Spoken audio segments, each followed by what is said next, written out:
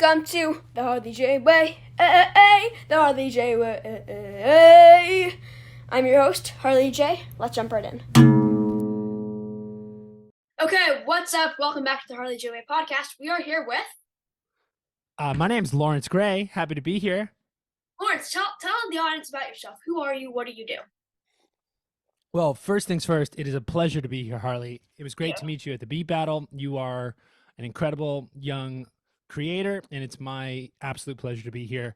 Thank you. I run a company called Young Producers Group. We teach music production and technology in middle and high schools in person in LA, but the vast majority of our work these days is providing curricula and professional development to teachers and schools all around the country.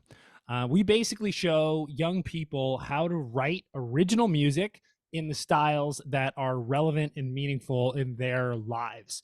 Most music education revolves around playing music written by other people. We want to center the students, their voices, their ideas using digital audio workstations like Soundtrap and Ableton for them to make the music that speaks to them and connect with others that share their interests across diverse socioeconomic lines. Well, how did you get started into this? Like, where did this all come from for you? Interesting. Okay, so I'll give you the backstory here.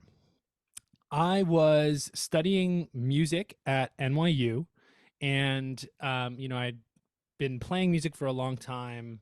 Um, been very passionate about music for my whole life, but I was kind of not the music industry to me was not so interesting when I was studying music in college. In my senior year, I was brought in by a friend who was studying social work. She was getting her master's, and part of that was doing an internship at a restorative justice facility in Brooklyn. So I'd also grown up working with kids. Every summer, my parents were like, "You're getting a job." And I always worked at summer camps, and I always liked working with young people. So my senior year at NYU, because my buddy knew I had a history teaching music to kids or working with kids in a musical context, she brought me into this restorative justice facility in Brooklyn. So these kids had all been arrested. Many of them had served time in juvenile detention facilities, including Rikers. These were 14, 15, 16-year-olds. They were from East Brooklyn. Most of them were from a part of the city called Brownsville, really rough part of town. I am from West LA. I'm from Brentwood, which is a very, very different place. So when I walked into the restorative justice facility and was like, "All right, guys, I'm going to show you how to make hip hop," they looked at me and they were just like, "Bro, no, you're not," right? Because it's not what you would expect. But as soon as I opened up the computer, got Ableton going, got the 808s going, set up the microphone, boom, we were immediately on the same page. We were immediately seeing eye to eye. And it was in that moment of like, wow, music, particularly electronic music like hip hop, EDM, pop music, R&B, these are connective tissues that bring together people from the most varied corners of society. And I saw in that moment an opportunity to create a company that could put everybody under the same roof. So no matter where you're coming from, you're probably like hip hop, you probably like dance music, and we can use these as a way to bring people together across socioeconomic lines. Now, this was 2011. And at the time, there really weren't much electronic music education programs, period, let alone in K-12. So I saw a gap in the market. I saw something that I could do, and I knew if I didn't do it, somebody else was going to do it and do it worse.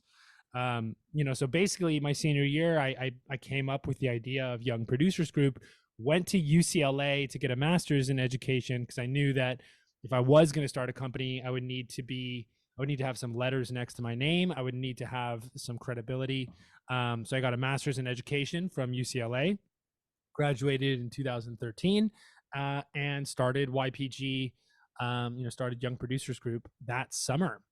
So it really kind of got rolling in 2013, but we became a proper company in 2016. And bro, this is the only job I've ever had. Now, when you say you really got started and got really really into it in 2016. What happened? What was that shift in 2016? Um, I mean, well, basically, what happened in 2016 was I moved away from being, Lawrence Gray doing business as Young Producers Group. I had a DBA, is what it's called. Um, and we became a proper company. We incorporated, and I hired people, and started building a team then. And we've been growing the human side of it ever since, and we got a really solid crew of folks that I'm very proud to work with every day.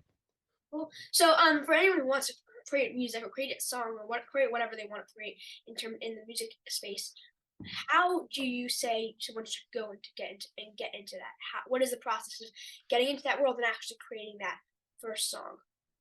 What a great question. I want to be clear that there is no one way to do it. Yeah. Each person is going to write music in a way that is individually meaningful for them. And I think if you are following, a set of instructions written by someone else, you're doing yourself a disservice. I think the best thing for you to do, the first thing for you to do is pay attention to what you like. What type of music, what type of singing, what type of guitar playing, what type of synthesizers, what type of instruments speak to you. And I think that's really, our one of our curricula is a music appreciation curriculum. And the whole point of that thing is to get at the question, why do I like the music that I like? And I think that's such an important place to start before you even, touch a keyboard or set up a microphone. Is trying to really look inward and get in touch with who you are, what your tastes are, and what gets you excited, what fills you with energy. Because whether you are recording on your, phone voice memos app, or you've got a $10,000 microphone, the energy that you bring to it, the feeling, the intensity, the spirit that you bring to the recording process is going to come through, and people are going to connect to that. So I think that's really the most important thing. Now, once you've kind of crossed that spiritual line and get in touch with yourself as an artist, then we can begin to actually think about a couple different paths that you can take. In 2024, we have more tools available to us to be creative than in all of human history. Soundtrap is a digital audio workstation that can be used on any device. So, I'm speaking to you now on a MacBook Pro. This thing is specced out. It's really a powerful computer, but you don't need something like this to make music with Soundtrap. Chromebooks, which are widely available, there are millions and millions. Yeah, I think you're probably talking to me one right now. I go to a public school. We have Chromebooks, and we use Soundtrack on Chromebooks in our music classes. Yeah, man. So, the fact that even in, LAUSD, where my home base here in Los Angeles, every single kid has a Chromebook, and the district purchased a license for every single person, student and teacher in the whole district. And this is true for dozens more districts around the country. So the barrier to entry, like the actual thing that you need to start, is there. And Soundtrap, I do think, is unique in that it does have quite a bit of ease of use built into it. It's supposed to be really user friendly in a way that Ableton Live or Logic or Pro Tools is not. So I think if you're trying to get started with software, Soundtrap is the best place to go. Oh, It's going to be free for most students through their schools, but there's also a free version that you can get online. BandLab is also another free DAW that's awesome, but I just think that Soundtrap is frankly better. I agree with you. I mean, I even though I have Logic and I use Logic all the time for everything I do, I love Soundtrap and I love BandLab. They're two incredible platforms that just work really well and Yeah. Well, let easy. me say one more thing on the software piece, then we can kind of get back to the original question.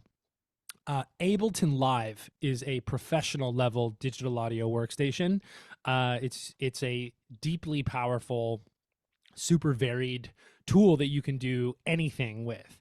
And Young Producers Group is able to provide K through 12 schools and students with Ableton Live for free. So for all the HbyJ fans out there that might be interested in Ableton Live, if you shoot us an email, contact@youngproducersgroup.com, and tell me Harley sent you, we will send you a serial number that is yours to keep forever.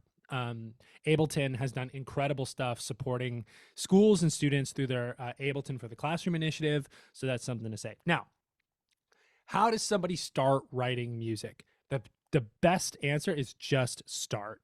If you have a guitar and you're learning how to do that, find 3 or 4 chords that you think work well together and start playing those.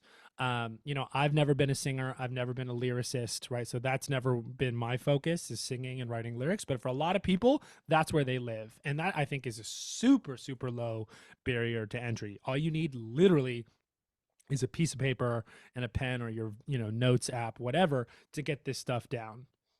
I think a lot of people, again, have to kind of get over a spiritual hump that I am not a creative person. I am not a person who makes stuff. Moving from a consumption sensibility to a creative one, that's a big leap for a lot of people. And I think getting started just on your own in your room, nobody watching, it's like it's so much fun. And when you feel like you're writing something good, man, there's really few better things in the world. So I would say, if you're playing an acoustic instrument, just all you need are a couple notes, a couple chords to write a great song. Um, and then, yeah, recording on your voice memos app, recording on Soundtrap. These are very simple things to do. And then just start and keep going.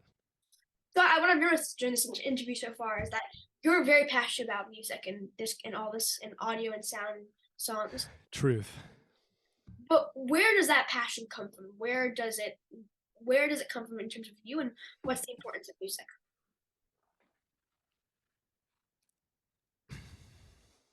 Okay. Where does my passion for music come from? I think on the most fundamental level, I don't know. Um, why do we love the things that we love? I think there are a lot of things at the base of it that I can't fully explain. I mean, I've always been surrounded by music. I think it's something that just I connect to on a level that is, subconscious. But what I can say is there have been a few experiences in my life that I've had in musical contexts that um, have changed my brain chemistry, right? Have altered who I am as a human being, and I think really like, not to say that like, oh, I went to this concert and then after that I was obsessed with music. I think what it did is it just like really solidified for me that this is at the core of who I am. And I think, the moment for me that really sent it into the stratosphere was when I saw Daft Punk at Coachella in 2006. So I started playing guitar when I was 10. I got a guitar for my birthday, and like, I'd been making music all of high school, so I was already deeply, deeply invested in it. The creative process, making music with friends, like those experiences are so powerful and really shaped who I was growing up. But then, like being in a situation like that, that show, other shows, like I've been to a club in Berlin called Berghain, which is pretty well known, and saw some of the best techno I've ever seen in there. It's just music is a way to tap into pure energy, pure in the moment experience. And you know, yeah, like that experience of being at Daft Punk in being at Coachella in 2006 for that show. Literally, it's like I was born. That was the most incredible thing that happened to me. Daft Punk in 2006, and then my daughter was born in July of 2022, and I think like yeah. So um I'm not sure if that answers your question. I think there is some sort of just innate connection to it within me, but then also the social stuff of being making music with friends. My best buddy, we've been friends since second grade. We've been making music together, since middle school. So all that stuff really makes it where um, I can't imagine a life without music. And what is the importance of music? Where does like like what is the importance of music? Dude, I mean, you could make the argument that it's not important, right? You can make the argument that it's kind of a frivolous thing. I mean, it's especially if you think about, the kind of music that I really love, which is electronic music, dance music, club music. It's like loud beats that a lot of people might think all sound the same. Like where's is that putting is that solving world peace? Is that solving world hunger? No. So I don't want to say that like EDM is important, because I think that it's not on, if you look at it in most lights, it's not. But at the same time, as I was saying, being on those dance floors, hearing incredible DJ sets, a great sound system, that connects me to life. That connects me to, um, myself and my soul in a way that few other things do. So I think music has the power to bring people together. Music has the power to to foster so much fun. And then, again, to kind of take it back to the founding principle of Young Producers Group, the Restorative Justice Center in Brooklyn, it like kid from Santa Monica, kid from East Brooklyn are able to exist in the same place at the same time immediately through music. So I do think if there is one thing that makes music important on a global level, it's a way to bring people together, right? It's a common language. It's almost, that's a kind of a cliche, but it is true. You don't need to speak the same language to be able to connect through music. And I think in a time of such disconnect, such discord, and such conflict around the world, more music, more fun, more creativity, that's very sorely needed. Well, now, on that whole fun thing, what is your favorite song at the current moment? Oh man, my favorite song at the current moment, I'm gonna say literally what I've been banging out all morning, is Misery Business by Paramore. Paramore That's is a band that I've heard about forever. I've always, kind of known, but I literally saw a TikTok of like like an AI singing that song in Cartman voice. I was like, wait, this is a really sick song. So I went and listened to it, and it rips. It's so cool. So Misery Business is my song of the immediate moment. But if I were to say sort of like what track is like I'm really feeling right now on the sort of fun side of things, let me see here. Uh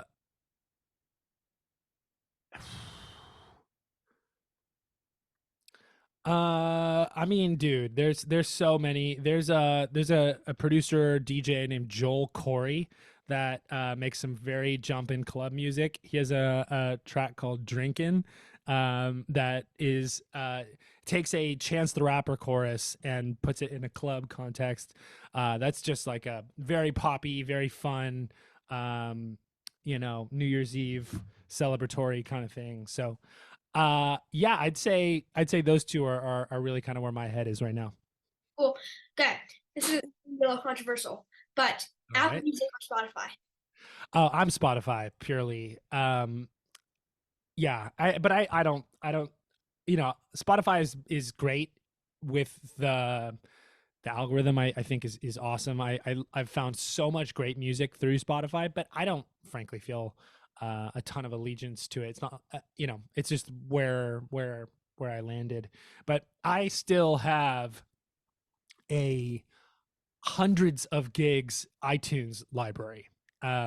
Before streaming was a thing, right? I'm 34. Um, I've been collecting music since I was your age. So I have, quite literally hundreds of thousands of MP3s and AIFs on my iTunes library. So you'd think, okay, you got this iTunes library, Apple Music would probably make the most sense, but that's just not the way it went down.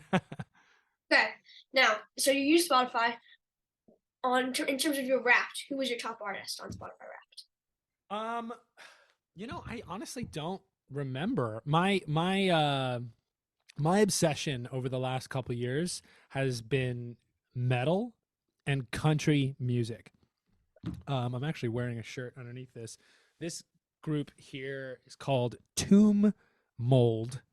They're Tomb Mold. They're an absolutely shredding Canadian death metal band. A lot of metal and a lot of country music. I think my number one artist from 2023 was probably Hank Williams. Um, yeah, I really fell in love with country music a couple years ago, and that has been, especially since, I have a 1.5 year old, and it's really fun to listen to country music with her and sing these rather simple songs. So yeah, a lot of Hank Williams, Kitty Wells, Tammy Wynette, that kind of stuff.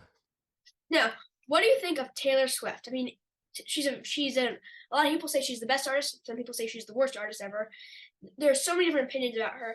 From a producer himself, what do you think of Taylor Swift? I got nothing but respect for Taylor Swift. I think that from a music industry, her as an operator, you gotta bow down. I mean, she's like a whole economy unto herself. Yeah.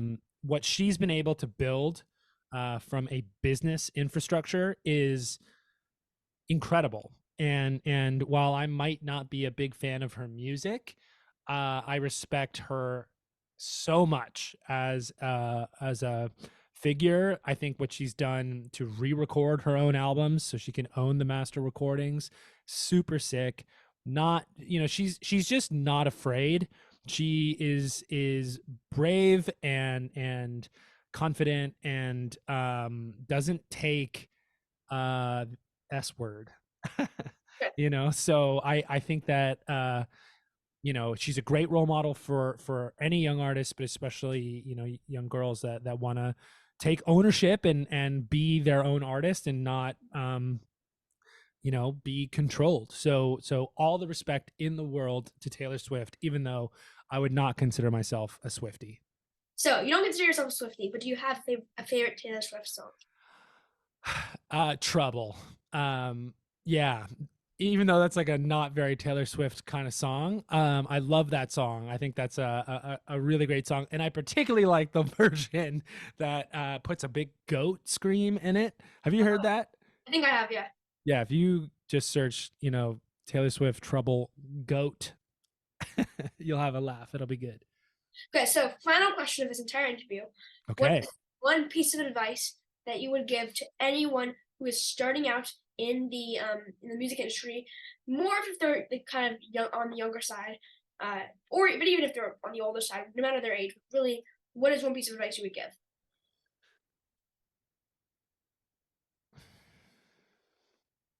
Thinking hard about this. Yeah, man. I mean, I think it's an interesting thing, right? Because I think the music industry is changing so rapidly. Um, what I would really say more than anything else is it's really two things. Okay, I don't think I can do just one. The first is write your own stuff, write music, get in touch with your creativity. Being able to make your own things and operate your own machines and be self-sufficient is so important. Now, that can go in a million different directions, right? If you learn how to record yourself, you can serve as an engineer for other people. If you learn how to mix your own music, you can be a mixing engineer for somebody else. You can be a songwriter.